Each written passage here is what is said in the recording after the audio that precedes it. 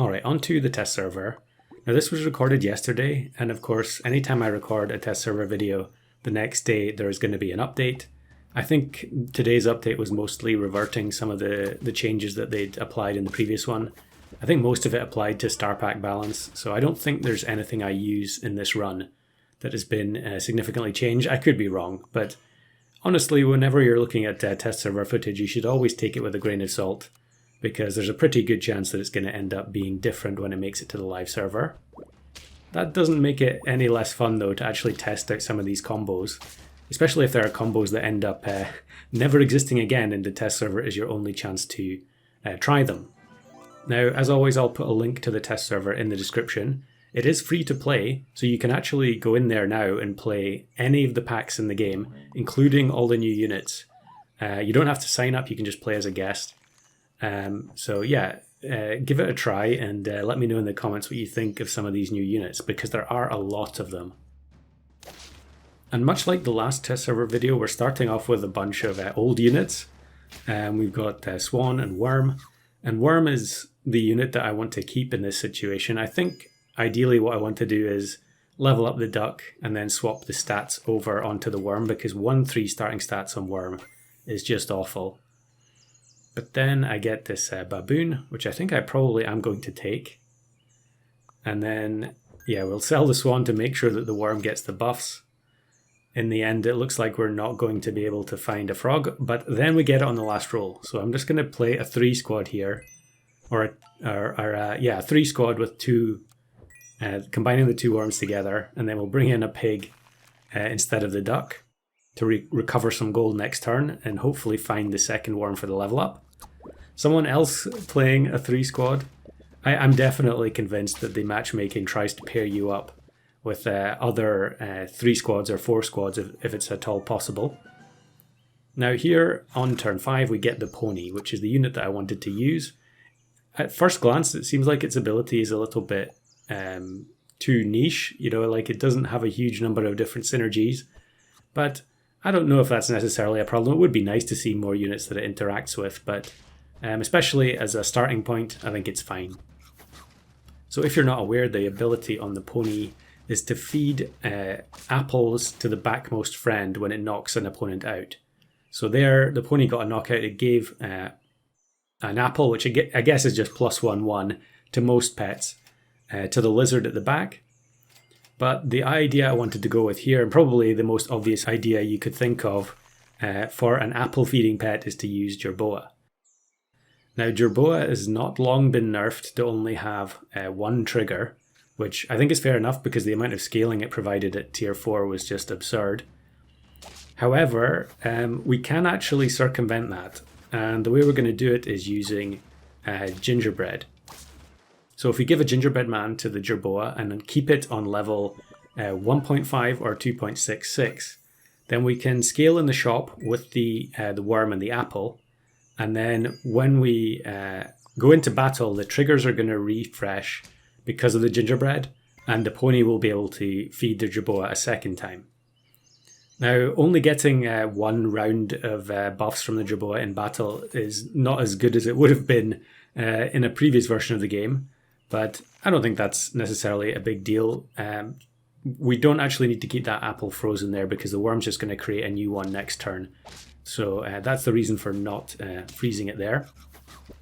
You can see the combo working there. The Pony gets a knockout, feeds a Jerboa, and we get some stats. And then in the shop we get another new unit here that I really wanted to try. I wasn't entirely clear on how it worked, but it is the Cuckoo. So it kind of looks quite evil there, which I guess is appropriate. And what will happen is when the Pony gets a knockout and one of the pets on the opposing team faints, a Cuckoo chick will be summoned in the empty space. The Pony ends up getting knocked out here by the cassowary, so that didn't pan out. But we will get to see it in a second. And the interesting thing about the Cuckoo chicks is that they take priority over any summons the opponent might have. So if you knocked out, say, an eagle, then instead of their tier 6 unit spawning from the eagle, they would get a Cuckoo chick.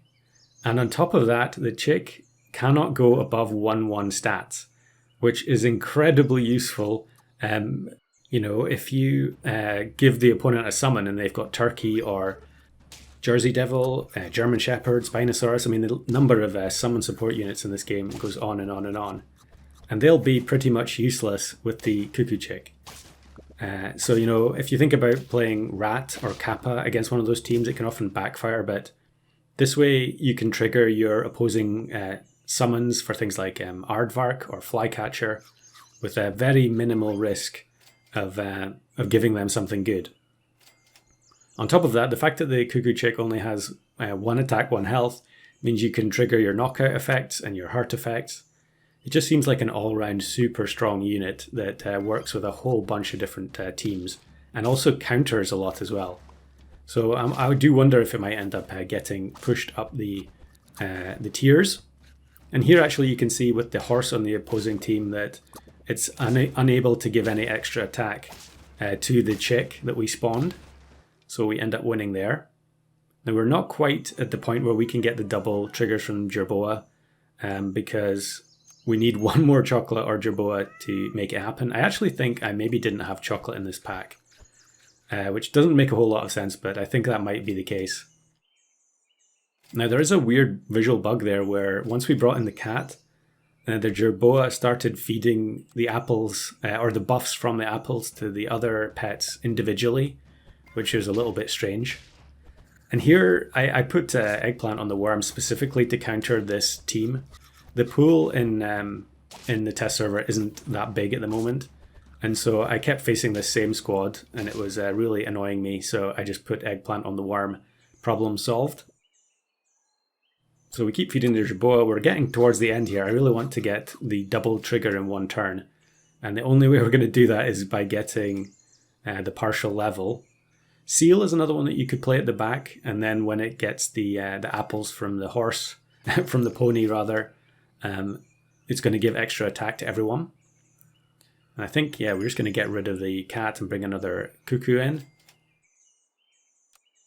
I'm not sure how useful a second one is. I guess if you knock out a Cuckoo Chick, it doesn't count for the other cuckoo. Yeah, you can see there, they don't spawn until the second knockout. Actually seemed like there were 2 spawn there when maybe there should only have been 1. I don't know, maybe each one spawns 2 by default. I haven't really learned these abilities yet on a lot of the units. So here we see Coconut Crab. That's another unit which can be triggered by feeding. Now, I did try initially to record something where the pony feeds the Jerboa and then everything changes positions in the team and the pony feeds a different unit on the second knockout, but it is incredibly difficult to do it. The new crab is such a nice design. I really like the ability to move a unit to the back of the team. That's something that I think has been missing for quite a while, so I was happy to see that. But at the same time, it is still very difficult to make it work. But I'm sure once this goes on to the live server, someone will do it. With the separation now in customs between the fairer standard packs and the more unfair wild packs, it should in theory be a lot easier to record these kinds of unusual builds. I just didn't have a whole lot of time yesterday to record this, and so we don't have the most complicated pony team imaginable. Now we do get the pony up to 2.66, so the Quetzalcoatl might hit it this turn. Hopefully it does, because that's going to be worth a lot more than hitting the worm. So we do get a level up. And then this team is really funny. They have the new unit, the Tardigrade, which has a very thematic ability to keep bringing itself back. However, when it does so, it has Dazed, and that's why the opposing team here has Frigate Bird and Unicorn to try and heal it and keep the combo going. Really funny build. I don't think it's very good though, because it can be disrupted by so many different things, not least the Cuckoo that we have on our team here. And the Jerboa actually ended up getting to 50-50 there because of the sheer number of knockouts we got with the pony. So here I make a mistake. I shouldn't pill this mammoth because now I can't afford to buy a 5th unit and the apple. So the entire combo that I've been trying to set up in the video kind of goes to waste for another turn. Yeah, we don't need to keep the apple frozen because the worm's just going to produce another one next round. This team actually has the permanent coconut on the coconut crab already. I think, yeah, at level 2 it's going to take 2 hits, I think. At level 1 you just get regular coconut, but then at the higher levels you can take more hits. Actually there it only took 1, so I presume that means that they got the permanent coconut while the crab was still level 1. I think that would be the simple explanation. So now we're just looking for a 5th unit to round out the team. We're on 9 wins, we're going to freeze the apple and just roll down for something else. Yeah, radish has been added back in, although it's a slightly different effect, I think, to what it had on a previous test server. Still nice to see it there. I always like the random effects because they tend to make battles just that much more exciting when you get a rare outcome. So we'll take the Cobra, and then it's going to benefit from the Jerboa stats, although at level 1 it's not going to do a huge amount of damage. Probably actually a little bit anti-synergistic, because we could end up sniping a Cuckoo Chick with the Cobra. But in the end, the Cobra gets removed by this opposing team that has some of the new units as well. I guess I'll probably go over them in a different video. But the Rhino is just going to get blocked by the Ambrosia, and it's a win. So a relatively straightforward build with the pony. At first glance its ability seems a bit odd, but I don't think it's particularly difficult to make it work.